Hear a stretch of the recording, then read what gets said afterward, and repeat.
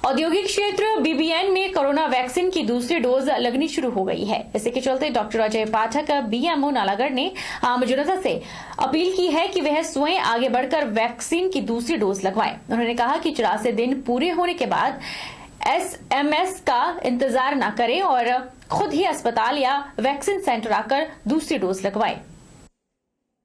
अगर second dose हम नहीं लगवाएंगे तो जो पहली डोज का असर था वो भी धीरे धीरे कम हो जाएगा, और अगर हम सेकंड डोज लगवा लेंगे तो फर्स्ट डोज का असर और बढ़ जाएगा और आगे लंबे समय तक जाएगा।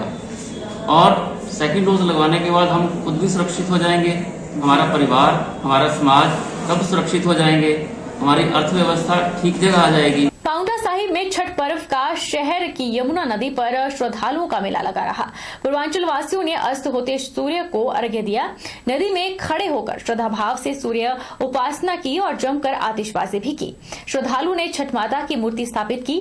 बैंड बाजों पर बज रही धुनों से वातावरण भक्तिमय बना रहा। पूजा अर्चना के बाद श्रद्धालुओं ने दीपदान भी किया। कहा जाता है कि छठ का विशेष महत्व है। छठ सिर्फ एक पर्व नहीं है बल्कि महापर्व है जो पूरे 4 दिन तक चलता है। नहाए खाए से इसकी शुरुआत होती है और डूबते और उगते हुए सूर्य को अर्घ्य देकर खत्म होती है। ये पर्व साल में 2 बार मनाया जाता है। पारिवारिक सुख समृद्धि और मनोवांछित फल प्राप्ति के लिए ये पर्व मनाया जाता है। पांवटा शहर में छठ पर्व को लेकर पूर्वांचल वासियों में भारी उत्साह रहा। यमुना मंदिर के पास से गुजर रही यमुना नदी के घाट पर काफी संख्या में पूर्वांचल वासी श्रद्धालु इकट्ठे हुए। महिलाओं, बच्चों और पुरुषों ने घाट पर बनाई गई वेदियों पर फल, सब्जी, मिठाई और गन्ने का प्रसाद चढ़ाया, दीप जलाकर पूजा अर्चना की।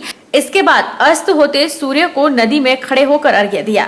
मौके पर मिले एक श्रद्धालु ने बताया कि हिंदुओं के सबसे बड़े पर्व दीपावली पर होता है। इसके बाद 5 दिन तक चलने वाला ये पर्व भैया दूज तक ही सीमित नहीं है बल्कि यह पर्व छठ तक चलता है और दूसरे दिन शाम को आते हैं। सूर्यास्त होने के बाद वो चले जाते हैं, फिर सुबह होके अगले दिन आते हैं और फिर पूजा पाठ करके सूर्य उदय होने के बाद जाते हैं।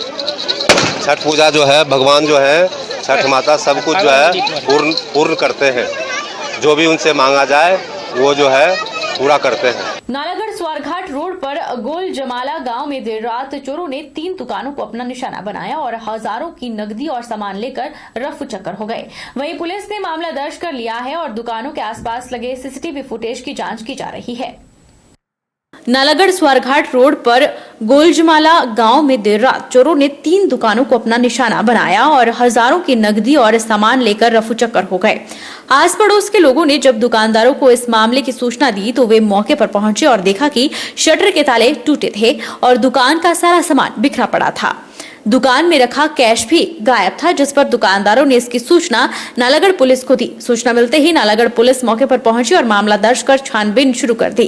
फिलहाल पुलिस आसपास लगे सीसीटीवी कैमरों की फुटेज खंगाल रही है और जल्द ही आरोपियों को पकड़ लिया जाएगा। मामले की पुष्टि करते हुए डीएसपी बद्दी नवदीप सिंह ने बताया कि नालागढ़ में चोरी का मामला सामने आया है। नालागढ़ पुलिस इसमें तफ्तीश कर रही है और आसपास लगे सीसीटीवी कैमरे भी खंगाले जा रहे हैं। चोरियां तो वैसे प्रयास तो कई बार हुआ है। एक बार हमने मौके पे कुछ साल पहले चोर को दबोचा भी था। अब वो गोल जमाड़ा में ही हुई है। एक मनियारी की दुकान है हमारे से पिछली साइड, नाम मेरे को इनका पता नहीं है क्या है बेचारों का। एक इनकी टूटी हुई है, एक नाई की दुकान टूटी हुई है, एक मेरी दुकान में मेडिकल स्टोर है वो टूटा हुआ है। तो बाकी एक साथ में कपड़े वाली उसका भी प्रयास किया हुआ है तोड़ने का। तो जब वो गुल्लक ढूंढा तो हमें गुल्लक मिला नहीं। फिर जो भी मेरा गुल्लक गल्ला भी था मेन दुकान का, जो जितने भी दराज थे वो सारे खुले हुए पाए गए और वो सारा सामान जो था वो इधर उधर बिखरा पड़ा था जी। तो उसमें सब जब चेक किया गया तो जो हमारा गुल्लक था ऊपर ये जो हमारी टॉयलेट है उस टॉयलेट के पास हमें टूटा हुआ मिला। तो वो पुलिस वालों ने भी देख लिया था और उनको दिखा भी दिया जी गुल्लक यहाँ पड़ा है। तो और जो दुकान में जो गुल्लक में मेरे में जो गले में भी कैश था ना जी, मेन गले में, तो वो जो भी था उसमें चिल्लर थी, जो पैसा भी था, जो नोट थे, वो कुछ भी नहीं, वो बिल्कुल साफ कर दिया जी उन्होंने। बिलासपुर पुलिस की एसआईयू टीम ने नेशनल हाईवे 205 चंडीगढ़ मनाली पर स्वारघाट के अपर आरटीओ बैरियर के पास बरमाड़ा के 30 वर्षीय युवक को हेरोइन की बड़ी खेप के साथ पकड़ा है। एसआईयू टीम ने युवक को 100.12 ग्राम चिट्टे के खेप के साथ पकड़ा। एसआईयू टीम द्वारा स्वारघाट क्षेत्र में नशा तस्करों से पकड़ी चिट्टे की सबसे बड़ी खेप है। एसआईयू टीम बिलासपुर ने नशे की बड़ी खेप के साथ स्वारघाट में आरोपी को दबोचा है। आरोपी से टीम ने 100.12 ग्राम हेरोइन बरामद की है। एसआईयू टीम ने पिछले 3 सालों में बड़े बड़े नशा तस्करों को सलाखों के पीछे पहुंचाया। पकड़ा गया यह आरोपी पिछले कई दिनों से टीम की रडार पर था, जिसे आज स्वारघाट में चिट्टे की बड़ी खेप के साथ पकड़ा गया। आरोपी की पहचान अजय कुमार उर्फ काकू, उम्र 30 साल, पुत्र छोटाराम, गांव लगट, डाकघर बरमाड़ा, तहसील सदर, जिला बिलासपुर के रूप में हुई है। जानकारी के अनुसार सुबह करीब 8 बजे जब एसआईयू की टीम स्वारघाट में गश्त पर थी तो अजय कुमार स्वारघाट के अपर आरटीओ बैरियर के पास बिलासपुर की तरफ पैदल जा रहा था। टीम को देखकर वह घबरा गया और भागने लगा, जिसे टीम ने बड़ी मुश्किल के साथ काबू किया। टीम ने अजय कुमार के कब्जे से 100.12 ग्राम चिट्टे की खेप बरामद की है। टीम ने आरोपी को आगामी कार्रवाई के लिए पुलिस थाना स्वारघाट को सौंप दिया है। जितने हैं पूरा प्रयास कर रहे हैं, सोर्स का भी पूरा प्रयास कर रहे हैं कि कहां से हो। लेकिन देखिए अगेन मेरा आपसे यही कहना है, जब समाज परिवार जब इन सब लोगों को एक्सपोज करेगा ये इसका इस्तेमाल करने वालों को, और सब लोग मिलकर के जब सामने आएंगे तो ये लोग कहां जाएंगे। 100.12 ग्राम चिट्टा अभी थोड़ी देर पहले ही पकड़ा। मैंने कहा है कि हम लोग इस पे प्राथमिकता के आधार पे इस पे काम करें, जो लोग इस पे इन्वॉल्व हैं। पाउंटा साहिब में महिला दुकानदार से 40,000 को लेकर 2 बदमाश आसानी से फरार हो गए। वहीं पूरे मामले को लेकर महिला ने पुलिस अधिकारियों को शिकायत सौंपी है। बदमाशों का शिकार हुई रमा ने बताया कि 2 लोग काले रंग के स्कूटर पर आए। दुकान पर मौजूद महिला से उन्होंने बच्चे के लिए कॉपी और शादी का कुछ सामान भी खरीदा। महिला साथ वाली दुकान से बच्चे की कॉपी के लिए 1 मिनट को चली गई। इसी बात का फायदा उठाकर दोनों बदमाशों ने दुकान में रखे 40,000 उठाए और तुरंत वहां से रफू चक्कर हो गए। हिमाचल प्रदेश पुलिस भर्ती के लिए पुलिस विभाग की ओर से ग्राउंड टेस्ट के लिए शेड्यूल जारी कर दिया गया है। पुलिस भर्ती के लिए नवंबर 2021 से जनवरी 2022 तक ग्राउंड टेस्ट की प्रक्रिया जारी रहेगी।